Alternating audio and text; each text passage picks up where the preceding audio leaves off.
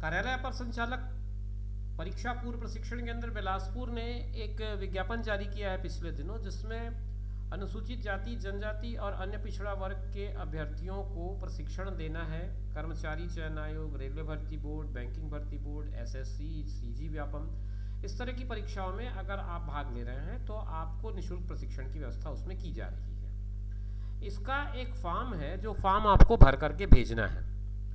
इस फॉर्म को कैसे भरा जाए इसके बारे में कुछ रिक्वेस्ट आई है सब्सक्राइबर्स की तरफ से, तो आज की वीडियो मैं उसी पर बना रहा हूँ। दोस्तों नमस्कार, आप देख रहे हैं जीरो पीरियड। आइए समझते हैं इस योजना के अंतर्गत जो फॉर्म जारी किया गया है उस फॉर्म को आप किस तरह से फिलअप करेंगे। दोस्तों यह है फॉर्म का प्रारूप। इस पे ऊपर लिखा हुआ निःशुल्क कोचिंग प्राप्त करने हेतु आवेदन प्रति अपर संचालक परीक्षा पूर्व प्रशिक्षण केंद्र, साइंस कॉलेज के पास, चांटीडीह रोड। अब इसके बाद एक चीज़ मैं पहले बता दूं, जब आप अपना आवेदन भेजेंगे तो यही पता रहेगा। इसके नीचे आप केवल एक शब्द और लिख सकते हैं ताकि आपका जो आवेदन है सही जगह पहुंच जाए। इसमें आप लिख दीजिए बिलासपुर, और बिलासपुर के बाद कुछ लोगों ने इसमें पिन कोड के बारे में मुझसे जानकारी चाहिए थी, तो आप अगर गूगल की मदद लें तो इसमें 495001 वो बताता है। हो सकता है चांटीडीह रोड का जो पिन कोड नंबर हो कुछ और हो, आप चाहें तो वो पता कर लें। अन्यथा अगर आप इस पते पर इस पिन कोड के साथ भेजते हैं तो भी आपका आवेदन सही जगह पहुंच जाएगा, इसका मुझे पूरा विश्वास है। तो शुरुआत आप करेंगे यहाँ पर एक फोटोग्राफ पेस्ट करके। यहाँ पर आप अपना पासपोर्ट साइज का फोटो लगाएंगे और उसको स्व सत्यापित करेंगे। स्व सत्यापित करने का मतलब यह है कि आपकी फोटो जिस तरह से पेस्ट हो उसमें सिग्नेचर आप ऐसा करें कि उसका आधा सिग्नेचर आपके फोटो में आए और आधा इस कागज में आए, जैसे मैंने किया है। मान लो इतना हिस्सा आपका फोटोग्राफ का है तो आधा हिस्सा आपके सिग्नेचर का उसमें रहे और आधा हिस्सा आगे चले जाए कागज तक। फिर उसके बाद प्रशिक्षण सत्र 2023-24 में प्रवेश हेतु आवेदन पत्र लिखा हुआ है, अपना नाम आप यहाँ लिखेंगे।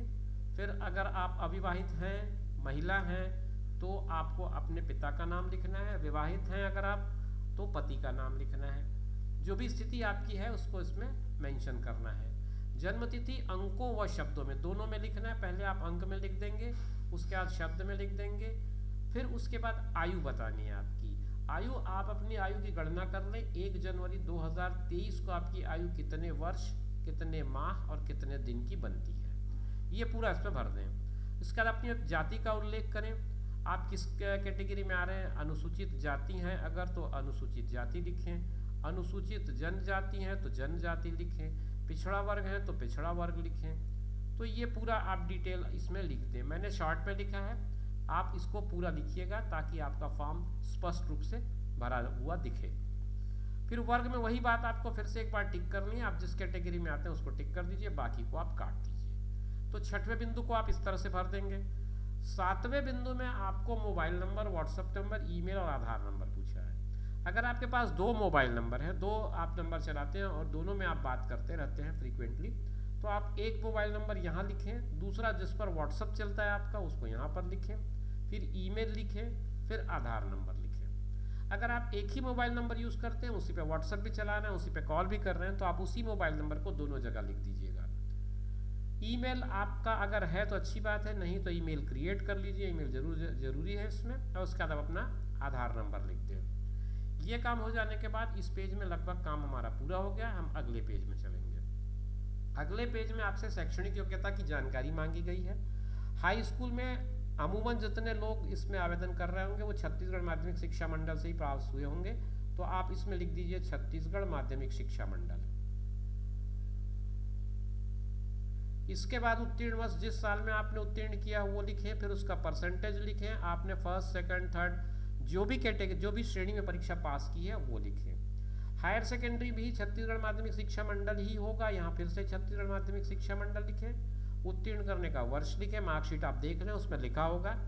प्रतिशत मेंशन करें और श्रेणी जो भी आपकी होगी वो मेंशन करें, पहला, प्रथम, द्वितीय या तृतीय।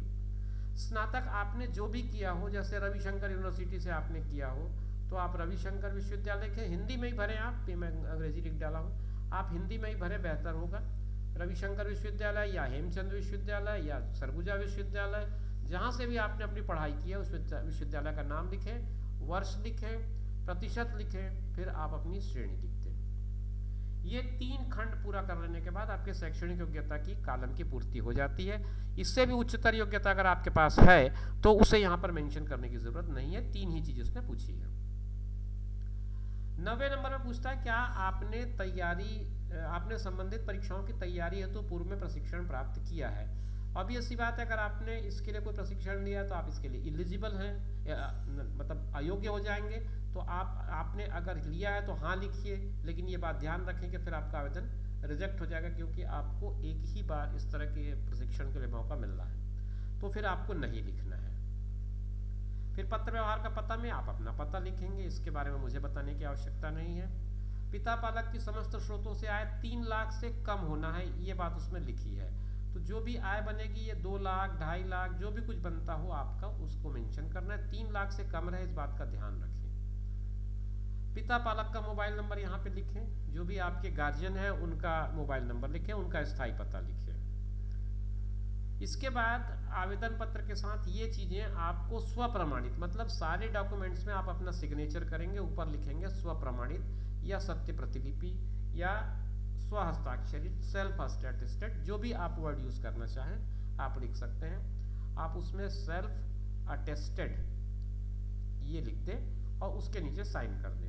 हाई स्कूल मतलब कक्षा 10वीं का प्रमाण पत्र लगाएंगे। हायर सेकेंडरी मतलब 12वीं का लगाएंगे, यहाँ 10वीं का, यहाँ 12वीं का।